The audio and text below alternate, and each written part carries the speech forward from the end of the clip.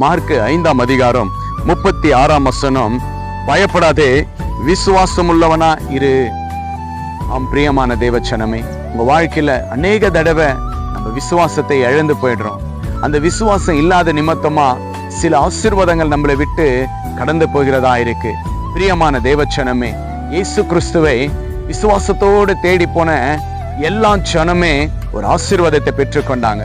அவங்களுடைய வாழ்க்கையில எதெல்லாம் தோல்வியா இருந்துச்சு, அவங்களுடைய வாழ்க்கையில எது கிடைக்காம இருந்துச்சு, அவங்களுடைய வாழ்க்கையில எது இருளா இருந்துச்சோ எல்லாமே இரட்சகர் இயேசு கிறிஸ்துவை போய் பார்க்கும் பொழுது, விசுவாசிக்கும் போது அதை பெற்றுக்கொண்டாங்க.